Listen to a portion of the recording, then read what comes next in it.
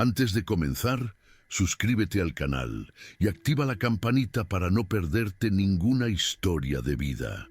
Ese día empezó como todos los demás.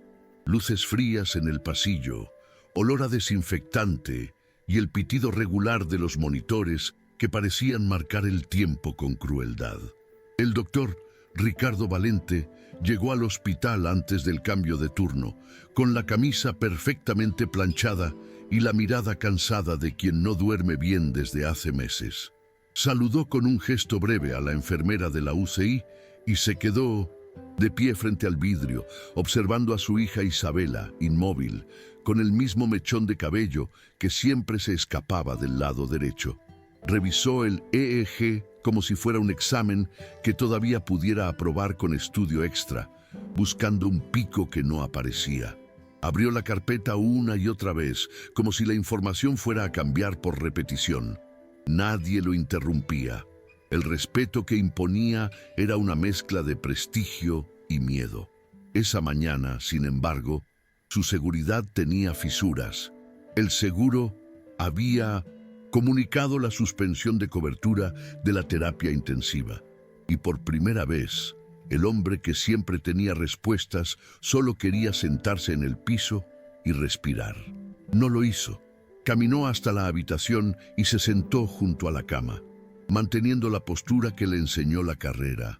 Espalda recta, hombros firmes, voz contenida.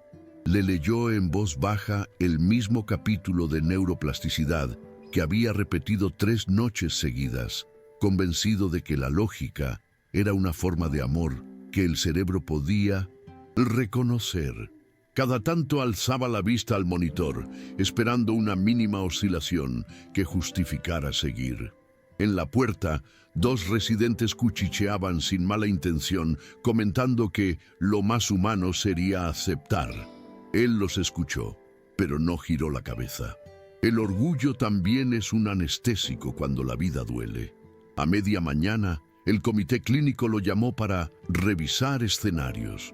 Le hablaron de escalas, pronósticos y protocolos. Salió de la sala con un papel en la mano y una certeza en el pecho. La ciencia, su compañera de siempre, lo estaba dejando solo. Fue entonces cuando la vio realmente por primera vez. Sofía estaba de rodillas, recogiendo con una pala pequeña unos fragmentos de plástico que habían caído de un contenedor, cuidando de no hacer ruido. Llevaba guantes muy gastados y un broche barato sosteniendo el cabello. No parecía buscar atención. Hacía su trabajo con un cuidado casi tímido. Ricardo pasó de largo, pero al volver, ella se levantó, lo miró como si ya supiera algo y le habló con un tono que rompía la costra del día, que si él lo permitía, esa noche quería cantarle a Isabela una canción de cuna antigua. No pidió dinero, ni prometió milagros, ni usó palabras grandes. Solo dijo que la música a veces encontraba caminos donde las palabras se perdían. Ricardo no respondió en ese momento. Guardó el papel del comité en el bolsillo y siguió andando, molesto consigo mismo por haber sentido un hilo de esperanza en una voz que no venía de un médico. Pero al anochecer, cuando el hospital se quedó con menos ruido y más ecos, buscó a la muchacha en el sótano. No lo hizo porque creyera, lo hizo porque ya no tenía nada que perder. Sofía estaba guardando los baldes cuando él llegó. Se sobresaltó un poco al verlo, pero enseguida bajó la mirada, esperando una reprimenda. Ricardo no sabía bien cómo empezar. Se notaba tenso, casi avergonzado de estar allí, en un lugar donde nunca había pisado sin que fuera por casualidad. «Dijiste que querías cantarle a mi hija», murmuró al fin. Sofía asintió despacio, limpiándose las manos con el delantal. No hubo más palabras. Subieron juntos por el pasillo vacío, bajo las luces parpadeantes del turno de noche. Cada paso resonaba en el suelo encerado, y por primera vez en meses, Ricardo no iba adelante marcando el ritmo. Iba al lado de alguien que ni siquiera tenía título universitario, pero que caminaba con la seguridad tranquila de quien confía en algo más grande que su propio conocimiento. Al entrar a la habitación, Sofía se detuvo junto a la cama. Miró a Isabela como quien mira a una niña dormida, no a una paciente. Le acomodó un mechón de cabello detrás de la oreja y se sentó en una silla. Ricardo se mantuvo de pie, con los brazos cruzados, intentando racionalizar lo que estaba a punto de permitir. Sofía respiró hondo, cerró los ojos y empezó a cantar. Era una melodía antigua, en un idioma que él no reconocía del todo, con notas que parecían temblar entre el aire y la piel. No había nada espectacular, ni luces, ni movimientos, ni palabras mágicas. Solo la voz limpia de una mujer que cantaba desde un lugar que la ciencia no podía medir. Pasaron varios minutos sin cambios. Ricardo miró el monitor una y otra vez, frustrado consigo mismo por haber cedido ante una superstición. Pero justo cuando estaba por pedirle que parara, algo mínimo llamó su atención. Una línea en el electroencefalograma subió apenas 1 milímetro. Luego otro y otro. Miró la pantalla, incrédulo. Sofía seguía cantando, sin abrir los ojos, mientras una lágrima rodó lentamente por la mejilla de Isabela. Fue tan leve que él pensó que lo había imaginado, pero al tocar su piel, sintió la humedad real. El aire en la habitación cambió. No era un milagro grandilocuente, pero era algo que ningún tratamiento, ningún bisturí, ninguna máquina había podido lograr. Ricardo se quedó inmóvil, mirando el monitor con el corazón acelerado. Era como si su mente, tan acostumbrada a tener explicaciones, se negara a aceptar lo que sus ojos veían. El pulso cerebral seguía mostrando pequeñas variaciones, suaves pero constantes, como si algo dentro de su hija hubiera despertado de un largo sueño. Sofía terminó de cantar y abrió los ojos lentamente. No preguntó nada, solo observó al doctor con una mezcla de respeto y serenidad. Ricardo trató de hablar, pero no pudo. Su garganta estaba cerrada, y por primera vez en años se sintió un hombre pequeño frente a algo que no podía controlar. En silencio, salió de la habitación, temblando sin mirar atrás. Durante los días siguientes, el suceso se mantuvo en secreto. Ricardo no dijo nada a sus colegas, ni siquiera a la enfermera de turno. Sin embargo, cada noche esperaba la misma hora para que Sofía regresara. No se lo pidió, pero ella lo hacía igual, siempre con su uniforme modesto y el cabello recogido, trayendo esa calma que el hospital entero parecía haber olvidado. Cantaba, y el monitor respondía con ligeras oscilaciones. A veces, Isabela movía un dedo o un pequeño músculo de la cara. Ricardo tomaba notas como si fuera un experimento, pero algo dentro de él empezaba a entender que aquello no se podía escribir en ningún informe. Una noche, mientras Sofía cantaba, el jefe de neurología pasó por el pasillo y los vio.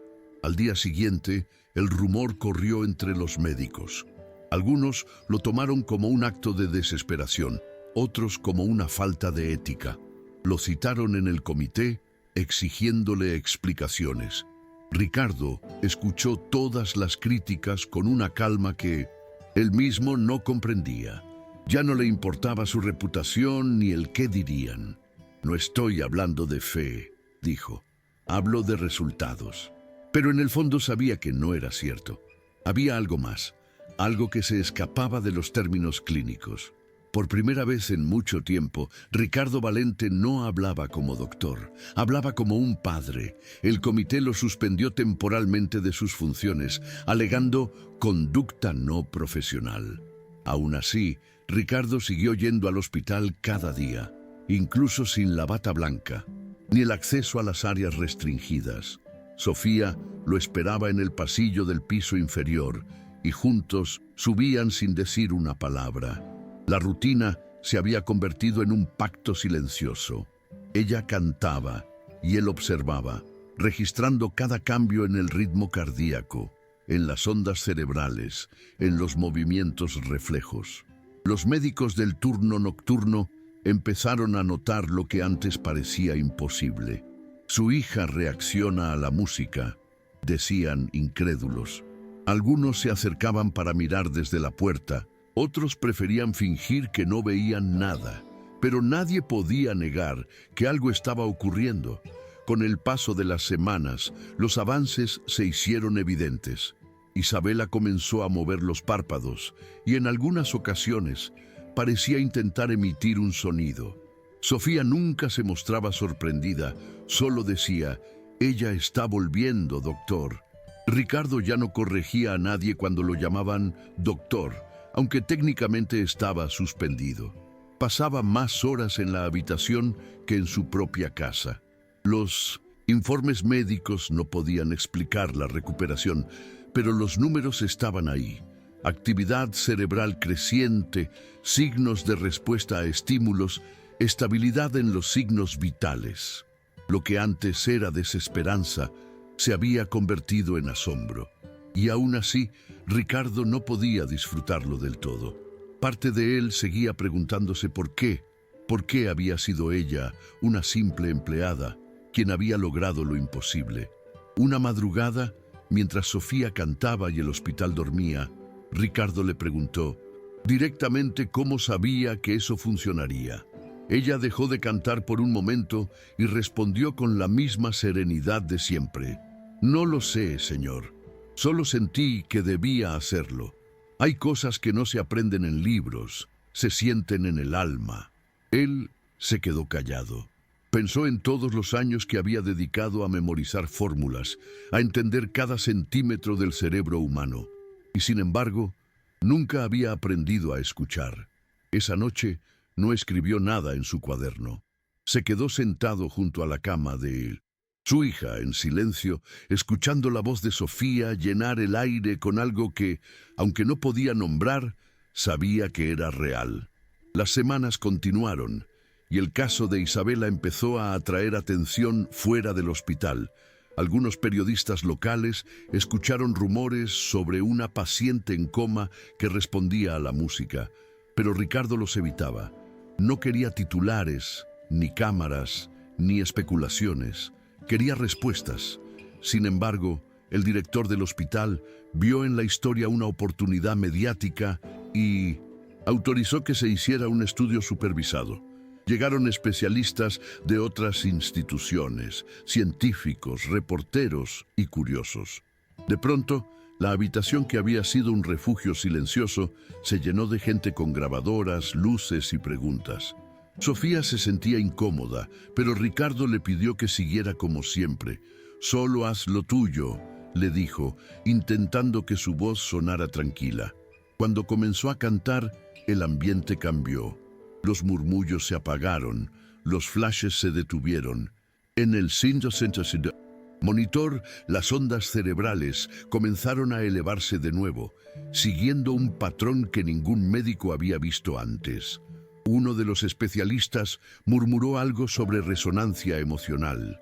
Otro habló de memoria auditiva subconsciente, pero Ricardo no escuchaba nada.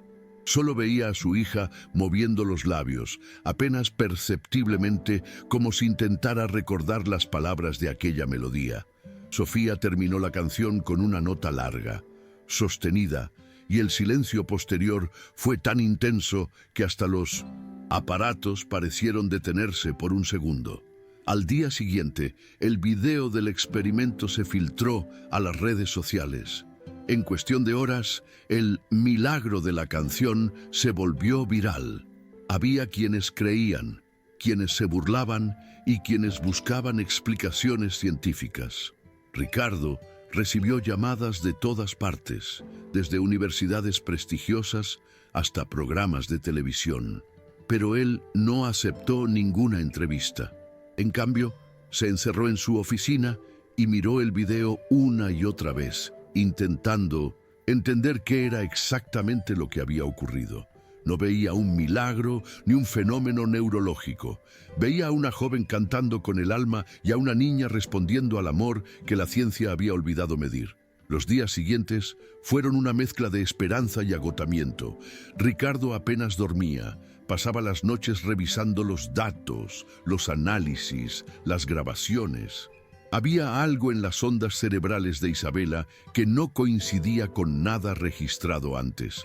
No era solo una respuesta auditiva, era una reacción compleja, como si su mente intentara reconectarse con el mundo a través del sonido. Cada vez que Sofía cantaba, la actividad aumentaba. Cuando dejaba de hacerlo, los niveles bajaban lentamente, pero no desaparecían por completo. Era como si aquella voz se hubiera convertido en un puente invisible entre la vida y el coma. Ricardo empezó a anotar no solo los resultados, sino también sus pensamientos, sus miedos, sus preguntas sobre aquello que siempre había negado, la fe. Una tarde, mientras observaba a Sofía cantarle a su hija, se dio cuenta de algo distinto. No era la canción lo que la despertaba, sino la conexión entre ambas. Sofía no cantaba para probar nada, lo hacía desde un lugar de ternura sincera, como si conociera a Isabela desde siempre. Había algo maternal en su forma de tocarle el cabello, en la calma de su voz. Y Ricardo, que había perdido la costumbre de rezar, se sorprendió susurrando por dentro algo parecido a una plegaria. No pedía un milagro, solo fuerza, para aceptar lo que fuera que el destino estuviera haciendo. Esa noche, después de que Sofía se fue, Ricardo se quedó a solas con su hija. Tomó su mano por primera vez en meses sin la intención de medir el pulso ni evaluar la temperatura. Solo la sostuvo. «Si puedes oírme, Isa, si estás ahí, vuelve», murmuró casi sin voz. Cerró los ojos agotado y se quedó dormido en la silla junto a la cama. Cuando despertó, era madrugada. El monitor seguía emitiendo el mismo pitido constante, pero algo lo hizo mirar de inmediato. Los dedos de Isabela se habían movido, lentamente, muy despacio, pero con intención. Ricardo sintió cómo se le quebraba el pecho. No corrió a buscar ayuda. No gritó. Solo se quedó ahí, llorando en silencio, sabiendo que su hija había respondido. A la mañana siguiente, el hospital entero parecía respirar una tensión diferente. Ricardo había dejado una nota en el expediente médico.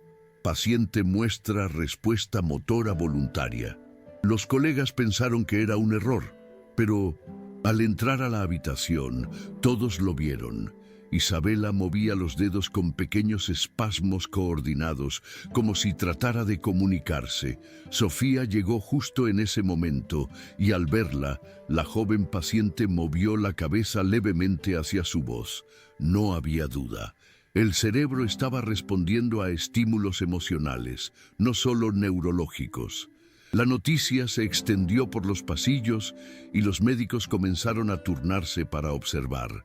Algunos hablaban de neuroplasticidad milagrosa, otros de una intervención espiritual inexplicable. Pero ninguno podía negar que Isabela, la hija del doctor que había perdido la fe, estaba despertando. Ricardo trató de mantener la calma frente a todos, pero por dentro se sentía desbordado. Durante meses había sido el hombre que lo sabía todo, y ahora era el que no podía explicar nada. Sofía, en cambio, seguía igual, tranquila, humilde, sin buscar protagonismo. Cada noche regresaba después de su turno y le cantaba una nueva canción. A veces, Ricardo la acompañaba con un murmullo bajo, como si el sonido lo ayudara a creer. La habitación se había convertido en un santuario donde la ciencia y la fe convivían sin pelear. Y lo más increíble era que, cuanto más presente estaba Sofía, más rápido progresaba Isabela. Era como si su energía llenara el espacio de algo que las máquinas no podían registrar. Pasaron algunos días hasta que ocurrió lo que nadie se atrevía a imaginar. Sofía estaba a mitad de una canción cuando, de repente, Isabela abrió los ojos. No fue un movimiento reflejo. Sus pupilas buscaron luz, reconocieron el entorno, y cuando la mirada se posó en su padre, una lágrima cayó de ambos al mismo tiempo. Ricardo se levantó, temblando, sin poder articular palabra. Sofía dejó de cantar y dio un paso atrás, con una mezcla de sorpresa y gratitud. La enfermera que entró en ese momento soltó un grito de asombro y en cuestión de segundos la sala se llenó de médicos. El doctor que había dejado de creer estaba presenciando el renacimiento de su propia hija. El hospital se revolucionó por completo. Médicos de todas las especialidades acudieron para confirmar lo que parecía imposible. Una paciente en coma profundo durante 6 meses había despertado con funciones neurológicas estables. Ricardo apenas podía hablar. Miraba los informes, los escáneres, las gráficas, y cada vez que alguien le preguntaba cómo había sucedido, solo respondía: no lo sé. En el fondo, comprendía que lo ocurrido no pertenecía a los dominios de la ciencia. Sofía, por su parte, se mantenía en silencio, rehusando entrevistas o felicitaciones. Yo solo le canté, decía, con una humildad que desconcertaba a todos. Pero Ricardo sabía que había sido mucho más que eso. En los días que siguieron, Isabela fue sometida a pruebas neurológicas y motoras. Los resultados eran sorprendentes. No había daño cognitivo severo y su recuperación física avanzaba a una velocidad que desafiaba cualquier pronóstico. Sofía continuaba visitándola incluso fuera de horario, no por obligación, sino porque ambas habían creado un vínculo invisible. A veces, Isabela la miraba y sonreía, aunque aún no podía hablar. Ricardo observaba esas escenas con una mezcla de ternura y desconcierto. En su vida profesional había visto cientos de casos, pero ninguno que lo confrontara tanto con su propia humanidad. Ya no era el doctor explicando un fenómeno, era un hombre intentando entender un milagro. Una tarde, mientras el sol se filtraba por la ventana de la habitación, Ricardo le pidió a Sofía que se sentara con él. Por primera vez le agradeció directamente, sin tecnicismos ni palabras medidas. «Usted le devolvió la vida a mi hija», dijo, con voz quebrada. Sofía lo miró a los ojos y respondió: «No, doctor, ella solo necesitaba que alguien la recordara con amor».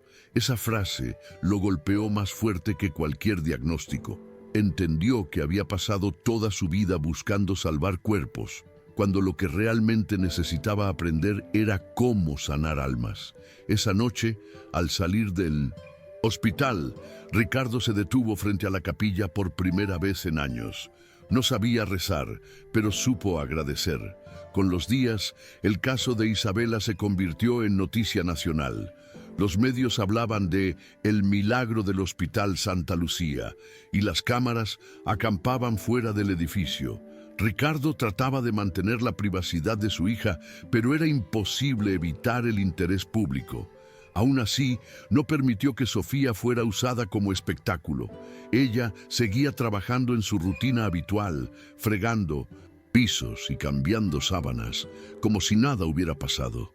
Cada vez que alguien le preguntaba por lo ocurrido, respondía con la misma calma: «No fui yo, fue la fe». Pero lo cierto es que la historia había cambiado más de una vida.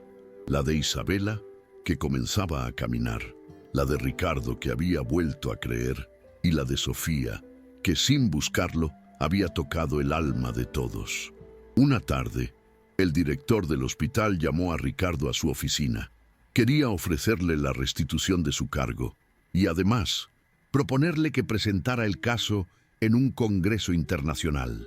Pero Ricardo, para sorpresa de todos, rechazó la oferta. «No quiero convertir esto en una ponencia. No puedo hablar de milagros en diapositivas». El director lo miró sin entender, pero él ya había tomado su decisión. Por primera vez en años, no pensaba en prestigio ni reconocimiento.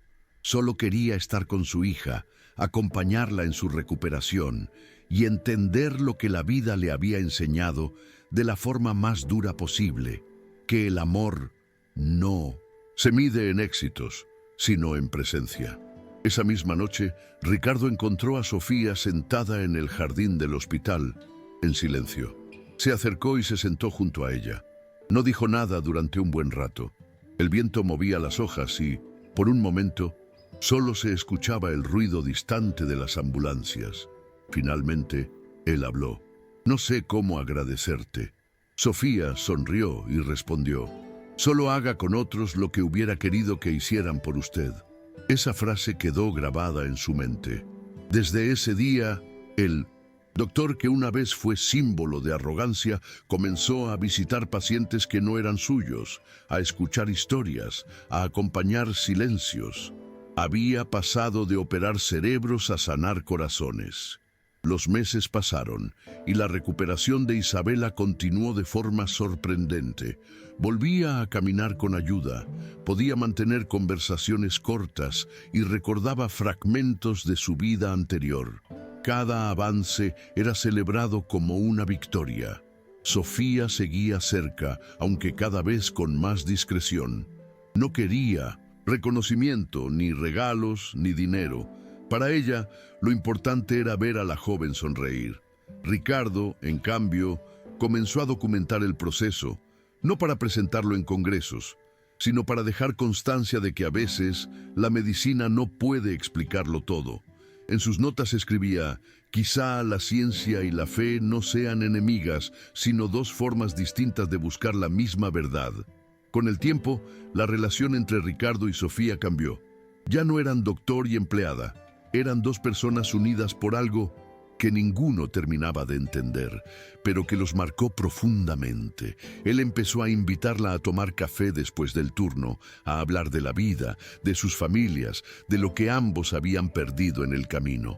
Sofía le contaba historias de su abuela, de cómo había crecido, creyendo que cada persona tenía un propósito, incluso si no lo entendía al principio. Ricardo la escuchaba con respeto, sorprendido por la paz que encontraba en sus palabras. En el hospital decían que se habían vuelto inseparables, pero no había nada romántico entre ellos, sino algo más profundo, un lazo de gratitud mutua. Una tarde, Isabela pidió algo que dejó a todos en silencio. Quería que Sofía le enseñara la canción que la había despertado. Ricardo la miró sin poder contener las lágrimas. Sofía aceptó y juntas comenzaron a practicar cada día. Al principio, la voz de Isabela era débil, apenas un susurro, pero poco a poco fue ganando fuerza. El día que logró cantar toda la melodía sin detenerse, el personal del hospital se reunió para escuchar. Nadie habló, nadie grabó, solo la escucharon. Al final, Sofía abrazó a la joven con lágrimas en los ojos y dijo: ahora sí, ya no me necesita. Y por primera vez, Ricardo entendió que los milagros no están en lo inexplicable, sino en las manos que no se sueltan cuando todo parece perdido. Después de aquel día, Sofía empezó a alejarse poco a poco del hospital, no por desinterés, sino porque sentía que su misión allí había terminado. Ricardo intentó convencerla de quedarse, ofrecerle un nuevo puesto, incluso una beca para estudiar enfermería, pero ella se negó con una sonrisa. Yo no necesito títulos, doctor.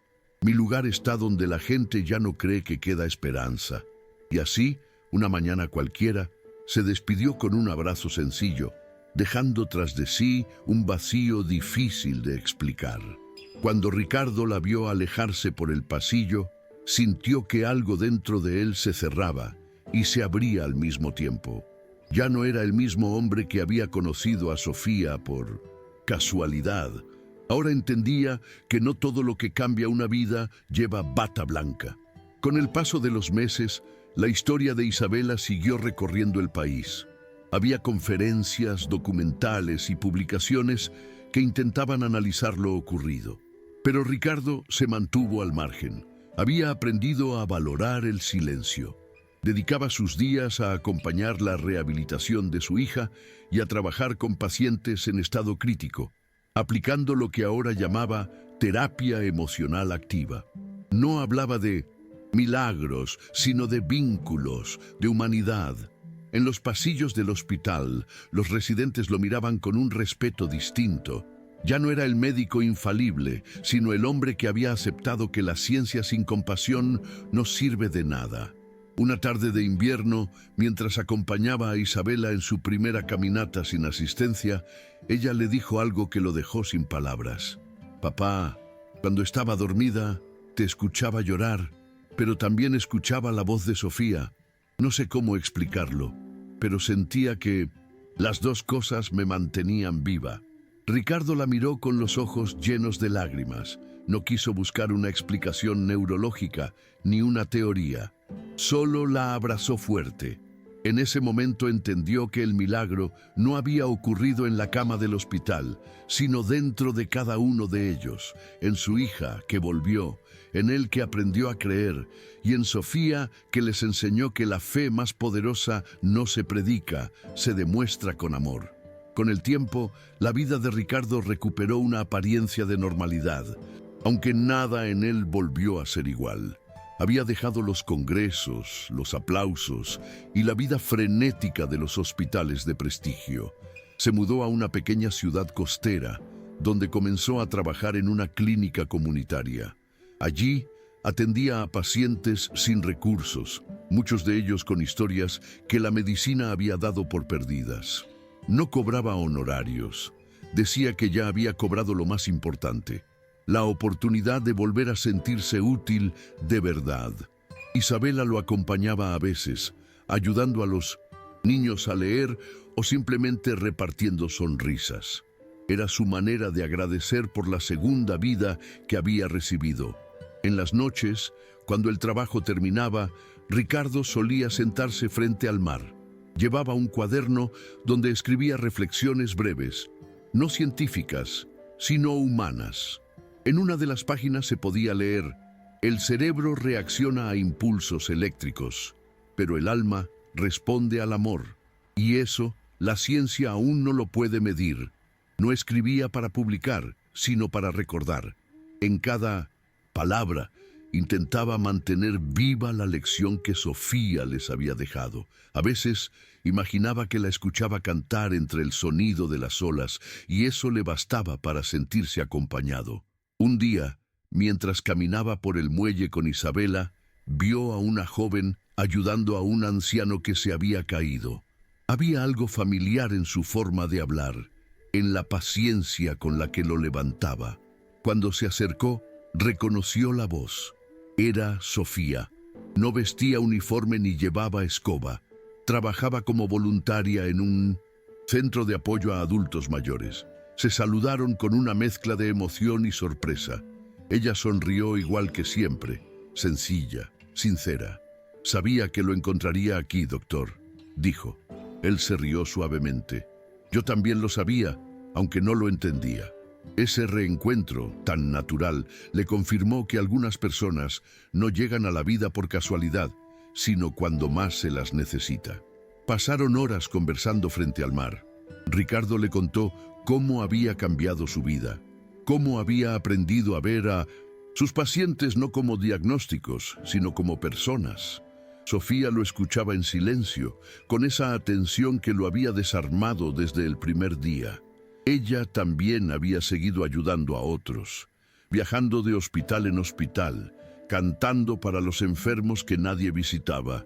«No todos despiertan como Isabela», dijo, «pero algunos sonríen antes de irse, y eso también es un milagro». Ricardo la miró con respeto y una profunda gratitud. Se dio cuenta de que aquella mujer, sin estudios ni títulos, había logrado lo que muchos médicos pasan la vida buscando: dar esperanza sin prometerla. Esa noche, Isabela insistió en invitar a Sofía a cenar en su casa. Comieron juntos, riendo como si fueran una familia que se reencontraba después de mucho tiempo. Hablaron de todo, menos del pasado. Cuando Sofía se despidió, Isabela la abrazó y le dijo: «No sé cómo agradecerte por devolverme a la vida». Sofía sonrió y respondió: «No te la devolví, solo te recordé el camino».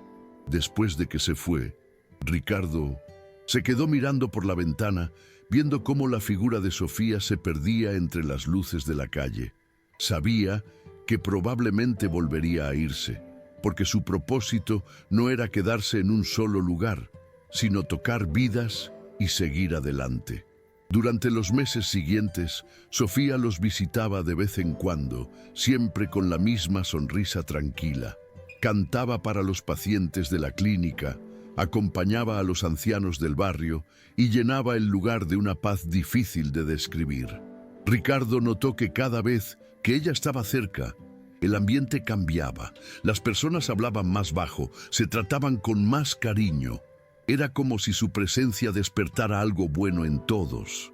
Un día, mientras la veía ayudar a un niño con fiebre, pensó que la fe no era una creencia ciega, sino una forma de actuar, y Sofía era su prueba viviente. Con el tiempo, Sofía se volvió parte de la rutina del pequeño hospital. No tenía un cargo oficial, pero todos la conocían como la voz que cura. Pacientes llegaban de otras ciudades, solo para verla, no por curiosidad, sino porque alguien les había contado que su canto traía consuelo. Ricardo observaba cómo el personal médico, al principio escéptico, empezaba a creer también. No porque esperaran milagros, sino porque notaban que la gente mejoraba cuando se sentía escuchada, acompañada. La ciencia seguía siendo necesaria, pero ahora convivía con algo más grande: la humanidad. Sofía nunca hablaba de fe, ni mencionaba a Dios. Decía simplemente: a veces lo que cura no se ve, se siente. Un día, Ricardo recibió una carta con el membrete del hospital donde todo comenzó. Lo invitaban a dar una conferencia sobre el caso Valente. Dudó antes de aceptar. Habían pasado años y no quería volver al lugar donde había tocado fondo. Pero finalmente decidió ir, acompañado por Isabela. Al llegar, los pasillos le parecieron más pequeños, menos imponentes. Los mismos muros que un día lo habían visto perder la esperanza, ahora lo recibían con respeto. En el auditorio habló sin diapositivas, sin tecnicismos, sin fórmulas. Contó su historia como un padre que había aprendido que la ciencia salva cuerpos, pero la compasión salva vidas. El público se levantó a aplaudir, y en medio de la ovación, Ricardo pensó que Sofía tenía razón. Las palabras del alma no necesitan adornos. Esa noche, al salir del hospital, Ricardo se detuvo frente a la habitación donde Isabela había estado en coma. Las luces estaban apagadas, pero aún podía imaginar la escena de aquella primera noche, cuando Sofía cantó por primera vez. Cerró los ojos y juró que podía escuchar su voz otra vez, suave, envolvente. No sintió tristeza, sino gratitud. Tocó el marco de la puerta y murmuró: gracias por devolverme a mi hija y a mí mismo. Cuando volvió a abrir los ojos, Isabela estaba a su lado sonriendo. ¿La escuchaste también?, le preguntó ella. Ricardo sonrió. Sí, hija, siempre la escucho. Los años siguieron su curso, y el doctor Valente, ahora jubilado, dedicó su tiempo a escribir sobre su experiencia. No libros académicos, sino relatos humanos sobre pacientes, pérdidas y pequeñas victorias. Llamó a su colección Cuando la ciencia se queda en silencio. En ellos no mencionaban nombres ni fechas, solo historias de amor, dolor y fe. Muchos lectores se acercaban a él después de las conferencias, no para hablar de neurología, sino para agradecerle por haberlos hecho sentir comprendidos. Ricardo solía decir que nunca se propuso inspirar a nadie, que simplemente necesitaba poner en palabras lo que el corazón no podía seguir guardando. Un día recibió una carta sin remitente. Dentro había una fotografía antigua. Él, Sofía e Isabela en el jardín del hospital, tomada sin que se dieran cuenta. En el reverso, una nota escrita con letra firme: donde hay amor, la vida siempre encuentra un camino. Ricardo reconoció la caligrafía de Sofía al instante. No sabía dónde estaba ni si volvería a verla, pero no lo necesitaba. Aquella frase era suficiente. Colocó la foto en su escritorio, junto a sus notas, y cada mañana, antes de escribir, la miraba unos segundos, como quien busca fuerza en algo que trasciende el entendimiento. Isabela, por su parte, siguió los pasos de su padre, aunque con un enfoque distinto. Se graduó en psicología y abrió un pequeño centro de apoyo emocional para familias de pacientes en coma. En la entrada había un cartel con una frase suya: "El cuerpo duerme, pero el amor no descansa". A menudo, los visitantes le preguntaban si esa frase era suya. Ella sonreía y decía: "Es de una mujer que cantaba en los pasillos y cambió mi vida". Sofía se había convertido en un recuerdo presente, una especie de eco que acompañaba cada acto de bondad que había nacido de aquella historia. Con los años, el nombre del doctor Ricardo Valente se volvió sinónimo de empatía dentro del mundo médico. Las universidades lo invitaban a hablar, pero no sobre técnicas quirúrgicas ni descubrimientos científicos, sino sobre humanidad.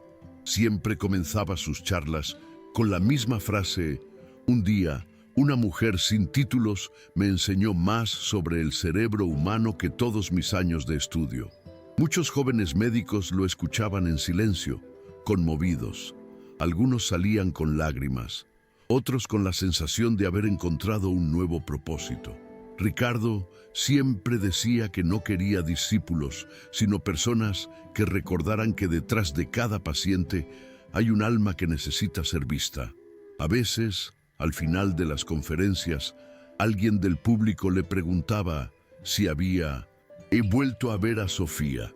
Él sonreía, miraba hacia el suelo y respondía: "Cada vez que alguien elige cuidar en lugar de juzgar, ahí está ella". Era su manera de decir que Sofía no era solo una persona, sino una representación de lo que él había aprendido. La fe sin ostentación, la bondad sin recompensa. Con el tiempo, esas palabras se convirtieron en un lema que colgaba en los pasillos de hospitales y clínicas. Cuidar en lugar de juzgar. Simple, pero poderoso. Una tarde de otoño, mientras Isabela preparaba una conferencia en honor a su padre, encontró en uno de sus cajones una grabadora antigua. Al reproducirla, escuchó la voz de Sofía cantando la misma canción que la había despertado años atrás. La melodía llenó la casa con una calma indescriptible. Ricardo, que descansaba en su sillón, abrió los ojos y sonrió. Sabía que no se había perdido, murmuró. La música siguió sonando, suave, constante, como un puente invisible entre el pasado y el presente. Nadie habló durante esos minutos. Solo escucharon, dejando que la memoria hiciera su trabajo. Esa noche, mientras la canción seguía sonando en bucle, Ricardo se levantó del sillón y caminó hasta la ventana. Afuera llovía despacio, con ese tipo de lluvia que parece limpiar más que mojar. ¿Sabes qué pienso, Isa?, dijo con voz tranquila. Que tal vez Sofía nunca se fue, solo cambió de forma. Tal vez su voz sigue aquí para recordarnos que el amor también tiene frecuencia. Isabela sonrió, acercándose para abrazarlo. Entonces, nunca dejemos de escuchar, papá. Esa frase lo conmovió más de lo que quiso admitir. En silencio, siguieron escuchando la melodía, que sonaba como una promesa cumplida. La vida siempre encuentra la manera de volver a hablar. Con el paso de los meses, la salud de Ricardo empezó a debilitarse. Los años de estrés, desvelos y emociones contenidas cobraban su precio. Aún así, se negaba a dejar de trabajar. Mientras pueda enseñar, sigo vivo, decía con humor. Isabela lo cuidaba con la misma dedicación que él le había dado cuando estaba en coma. Cada mañana lo acompañaba al hospital para dar charlas a los jóvenes médicos, aunque a veces se quedaba dormido en medio de una frase. Todos lo escuchaban con respeto, incluso en sus pausas. Su voz ya no era tan fuerte, pero cada palabra suya tenía el peso de una verdad que no se enseña en las aulas. Una tarde, al terminar una conferencia, Ricardo sintió un mareo y tuvo que sentarse. Los alumnos se acercaron alarmados, pero él los tranquilizó con una sonrisa. No se preocupen, solo me estoy quedando sin batería. Esa fue su última broma pública. Esa noche, ya en casa, pidió que Isabela le pusiera la grabación de la canción de Sofía. Cerró los ojos y respiró profundamente. Cuando la melodía llegó a su parte más suave, soltó un suspiro largo, casi de alivio. Su rostro se relajó, y aunque nadie lo notó al principio, el doctor que una vez desafió a la fe se había ido en paz, escuchando la voz que le enseñó a creer. El funeral del doctor Ricardo Valente fue sencillo, pero lleno de emoción. Asistieron médicos, pacientes, amigos y personas que ni siquiera lo habían conocido en vida, pero que habían sido tocadas por su historia. En el altar, Isabela colocó su bata blanca, una vela encendida y la grabadora que aún guardaba la voz de Sofía. Cuando comenzó a sonar la melodía, el silencio se apoderó del lugar. Muchos cerraron los ojos, otros se tomaron de las manos. No era un adiós triste, sino una despedida llena de gratitud. Isabela habló con serenidad. Mi padre me enseñó que la ciencia salva cuerpos, pero el amor salva almas, y hoy sé que esa fue su mayor lección. Después de la ceremonia, Isabela regresó al hospital donde todo había comenzado. Entró a la habitación que ahora usaban otros pacientes y se quedó unos minutos en silencio. El sonido de los monitores, el olor a desinfectante, todo le resultaba familiar. Sacó de su bolso una pequeña placa de bronce y la colocó junto a la puerta. Decía, aquí la ciencia. Escuchó a la fe y juntas devolvieron la vida. Los médicos que pasaban se detuvieron a leerla, algunos con lágrimas discretas. En ese momento, Isabela sintió que su padre no se había ido del todo.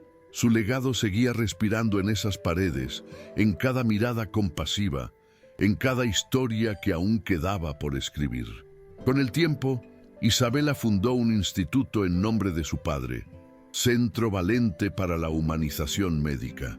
No era un hospital tradicional, sino un espacio donde médicos, terapeutas y voluntarios trabajaban juntos, combinando la ciencia con la empatía. En la entrada, una frase grabada en piedra recibía a los visitantes: donde termina el conocimiento, comienza el amor. Cada año, en el aniversario del despertar de Isabela, organizaban un concierto con pacientes recuperados. El primer tema siempre era el mismo: la canción de cuna que Sofía había cantado aquella noche, recordando que incluso en los pasillos más fríos, una voz sincera puede encender la vida otra vez. Con el paso de los años, el instituto creció hasta convertirse en un referente internacional. Médicos de distintos países acudían para aprender un enfoque que combinaba tecnología avanzada con atención humana. En los pasillos, junto a fotografías de pacientes y doctores, había una en particular que siempre detenía a los visitantes. Sofía, con su uniforme humilde, sonriendo junto a Isabela y el doctor Valente. Nadie sabía dónde estaba ni qué había sido de ella, pero todos coincidían en que su presencia seguía allí, invisible pero constante.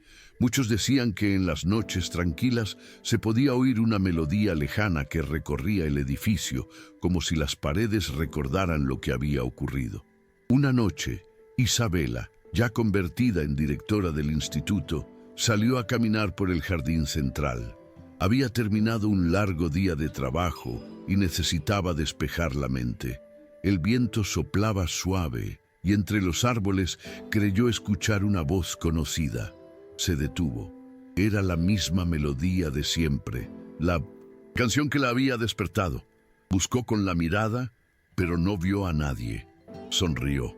No sintió miedo ni sorpresa, solo paz. Gracias, Sofía, murmuró. En ese momento entendió que algunas personas no se van nunca porque dejan su esencia en los demás. Esa canción ya no pertenecía solo a ella, sino al mundo entero. Al año siguiente, el instituto lanzó un programa gratuito de musicoterapia para pacientes en coma. Lo llamaron Proyecto Sofía. Cada sesión comenzaba con la misma canción, interpretada por voluntarios de todo el país. Los resultados sorprendieron a todos. Pacientes que llevaban meses sin responder mostraban señales de mejora. Isabela no lo veía como un milagro, sino como una continuidad natural de lo que su padre y Sofía habían iniciado. No es magia, decía en las entrevistas, es amor en forma de sonido. Y con esa frase resumía décadas de aprendizaje, dolor y fe. El milagro al final no era individual. Era la prueba de que cuando la ciencia escucha con el corazón, la vida siempre encuentra la forma de volver. El proyecto Sofía se extendió rápidamente a otros hospitales. Médicos que antes se burlaban de la idea comenzaron a implementarlo, intrigados por los resultados. Cada año, en la ceremonia de aniversario, Isabela recordaba la historia que lo originó. Contaba cómo su padre, un hombre de ciencia, había aprendido a creer en lo invisible gracias a una mujer sencilla que jamás buscó reconocimiento. El auditorio siempre terminaba en silencio, con lágrimas contenidas. Nadie salía igual después de escucharla. No era una historia de religión ni de superstición, sino de humanidad. Era la prueba de que los milagros no contradicen la razón, la complementan. Una tarde, mientras revisaba cartas de pacientes agradecidos, Isabela encontró un sobre sin remitente. Dentro había una hoja con una sola frase escrita: «Siga cantando». La letra era inconfundible. Se quedó un largo rato mirándola, con una mezcla de asombro y ternura. No sabía si Sofía seguía viva, pero aquella nota bastó para sentirla cerca. Esa noche, durante la sesión con los pacientes, decidió cantar ella misma. Su voz no era perfecta, pero cada palabra salía del corazón. Al terminar, los monitores mostraron leves movimientos en uno de los pacientes en coma más antiguos del centro. Nadie habló. Todos sabían lo que habían presenciado. Esa experiencia marcó el inicio de una nueva etapa en el instituto. Desde entonces, todos los terapeutas, enfermeros y médicos recibían formación en comunicación emocional. «Hablen con sus pacientes», decía Isabela, aunque no respondan. A veces, lo que parece silencio es solo una espera.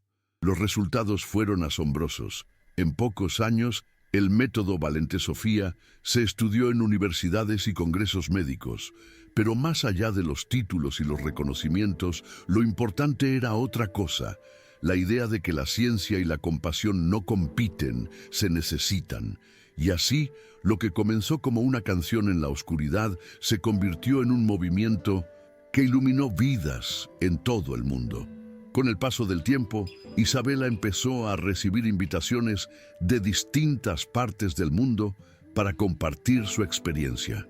Viajó a congresos, hospitales y universidades, siempre llevando consigo una grabación de la canción original. Nunca hablaba de milagros, sino de conexión humana. «Mi historia no es sobre fe ni sobre ciencia», decía, «es sobre amor y escucha». Sus palabras inspiraban a profesionales que habían olvidado por qué habían elegido la medicina. Algunos lloraban, otros la aplaudían de pie. Y aunque las cámaras buscaban la emoción, ella siempre insistía en lo mismo. «No me miren a mí, miren lo que el amor fue capaz de hacer».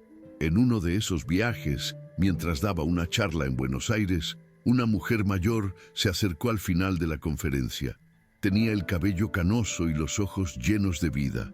Su padre estaría orgulloso, dijo con una voz dulce, familiar. Isabela se quedó paralizada. No podía creerlo. «¿Sofía?», susurró. La mujer sonrió y asintió despacio. Se abrazaron largo rato, sin decir nada más. La gente alrededor las observaba emocionada, sin entender del todo lo que estaban presenciando. Sofía no quiso dar entrevistas ni subir al escenario. Solo le dijo a Isabela: «Sigue cantando, hija. La vida necesita más voces que curen». Luego desapareció entre la multitud, como si el destino la hubiera traído solo para cerrar un ciclo. Esa noche, Isabela escribió en su diario: «Hoy entendí que los milagros no terminan, solo cambian de forma. Guardó la hoja dentro de su bolso y, antes de dormir, volvió a escuchar la grabación de Sofía.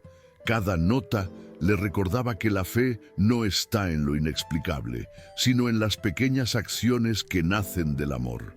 Cerró los ojos con una sonrisa y pensó en su padre, en su cama de hospital, en la primera vez que la escuchó respirar de nuevo.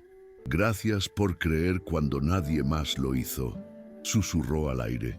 Afuera, el viento soplaba suave, y por un instante juró oír aquella voz cantar otra vez. Con el paso de los años, Isabela se convirtió en una figura reconocida, pero nunca dejó que la fama cambiara su esencia. Seguía visitando pacientes, tomándoles la mano, hablándoles aunque no respondieran. Decía que, mientras alguien la escuchara, Sofía seguía viva a través de ella. El instituto prosperaba, con sedes en varios países y miles de profesionales formados bajo su método. En cada aula colgaba una foto del doctor Valente y otra de Sofía, lado a lado. Él me enseñó a pensar, ella me enseñó a sentir, explicaba siempre. Esa dualidad, razón y corazón, se había convertido en el eje de su vida y en el legado que deseaba dejar. Una mañana, mientras caminaba por el jardín del instituto, se detuvo frente al árbol que había plantado el día que inauguraron el Proyecto Sofía. Era alto, fuerte, lleno de flores blancas. Isabela se sentó bajo su sombra y cerró los ojos. En su mente revivió la melodía que la había devuelto al mundo. Ya no necesitaba grabaciones ni recuerdos. La llevaba dentro. Una enfermera se acercó para decirle que un grupo de estudiantes la esperaba para una charla. «Ya voy», respondió con una sonrisa. Pero se quedó allí un momento más, disfrutando del silencio, sintiendo que aquel lugar, aquel árbol y cada respiración suya eran testimonio de algo que había trascendido generaciones. Esa tarde, durante la conferencia, alguien del público le preguntó cuál había sido el mayor aprendizaje de toda su vida. Isabela pensó unos segundos antes de responder que el amor no necesita pruebas para ser real, solo necesita ser ofrecido incluso cuando parece inútil. El auditorio estalló en aplausos. Muchos grababan con sus teléfonos, pero ella apenas lo notó. En su mente escuchó la voz de su padre riendo y la de Sofía cantando. Y en ese instante supo que no quedaba nada por demostrar. Habían cerrado el círculo. La ciencia y la fe ya no eran opuestos, sino notas distintas de la misma canción. Con los años, el Proyecto Sofía siguió creciendo más allá de lo que Isabela había imaginado. Se implementó en hospitales de Asia, África y Europa, traduciendo la canción original a distintos idiomas, pero conservando su esencia. Médicos y terapeutas hablaban de ella como la melodía que une el alma y la ciencia. En un congreso internacional, un investigador presentó un estudio que mostraba cómo la música activaba áreas del cerebro relacionadas con la memoria emocional. Pero al terminar su exposición, dijo algo que conmovió a todos. Ningún gráfico puede explicar lo que una canción puede despertar. Isabela, sentada en la primera fila, aplaudió con lágrimas en los ojos. Un día, al cumplir 70 años, Isabela decidió grabar su propia versión de la canción de Sofía. Lo hizo en el auditorio del instituto, acompañada por un coro de pacientes y médicos. Su voz, ya algo quebrada por los años, conservaba la misma dulzura de aquel primer día en que la escuchó. La grabación se publicó en las redes del instituto y se volvió viral en cuestión de días. Miles de personas la compartieron, diciendo que les había devuelto esperanza en medio de la rutina, la enfermedad o la soledad. Isabela no buscaba fama, solo quería que la canción siguiera viajando por el mundo, tocando corazones como lo había hecho con el suyo. Esa noche, después del evento, Isabela se quedó sola en el auditorio. Las luces estaban apagadas, pero la luna entraba por los ventanales, iluminando el piano donde había grabado. Se acercó lentamente, apoyó la mano sobre las teclas y sonrió. «Lo hicimos, papá. Lo hicimos, Sofía». Luego se sentó y volvió a cantar sin micrófono, sin público. Su voz se mezcló con el eco del lugar, llenándolo de calma. Quien pasó por el pasillo a esa hora dijo haber escuchado dos voces, no una joven y otra madura, armonizando como si el tiempo se hubiera rendido. Tal vez fue el viento, o tal vez la eternidad cantando con ella. Con el paso del tiempo, la salud de Isabela comenzó a deteriorarse. Los años de trabajo constante y emociones intensas habían dejado huellas. Los médicos le recomendaron descansar, pero ella se negaba. «Mientras alguien me escuche, seguiré cantando», decía siempre. Aún en silla de ruedas, continuaba asistiendo a las sesiones del Proyecto Sofía, observando cómo los nuevos terapeutas aplicaban lo aprendido. Veía en ellos la misma pasión que alguna vez tuvo su padre, y eso le bastaba. No le temía a la muerte. Decía que cuando llegara, quería que la recibiera la misma canción que la había traído de vuelta. Una vez, una tarde, durante una de esas sesiones, Isabela pidió cantar una última vez. Los médicos, enfermeros y pacientes se reunieron alrededor de ella. Su voz era débil, pero firme, cargada de emoción. A mitad de la canción, sus manos se relajaron y su mirada se perdió en un punto fijo. No hubo dolor ni angustia, solo un silencio profundo, seguido de un aplauso espontáneo, suave, lleno de respeto. Isabela se había ido tal como había vivido, transformando el dolor en música. En su rostro quedaba una leve sonrisa, como si hubiera visto algo hermoso al otro lado. Días después, el instituto organizó una ceremonia en su honor. Colocaron sus cenizas bajo el árbol del jardín donde solía sentarse. En la piedra conmemorativa grabaron una frase suya: «La vida siempre encuentra la forma de volver a cantar». Durante el acto, cientos de personas cantaron al unísono la melodía original. Algunos lloraban, otros sonreían. Nadie sabía si era tristeza o gratitud lo que sentían. Y mientras la canción llenaba el aire, una brisa suave movió las ramas del árbol. Parecía una respuesta, una despedida, o tal vez un comienzo, porque de alguna manera la historia aún no había terminado. Con el tiempo, el instituto pasó a llamarse oficialmente Fundación Valente Sofía, en honor a quienes habían cambiado la forma de entender la medicina. Las nuevas generaciones crecieron escuchando la historia de aquella niña que despertó con una canción y del médico que aprendió a creer gracias a una mujer humilde. En los pasillos aún se escuchaban ecos de la melodía durante las terapias y cada aniversario se celebraba con un concierto en el jardín.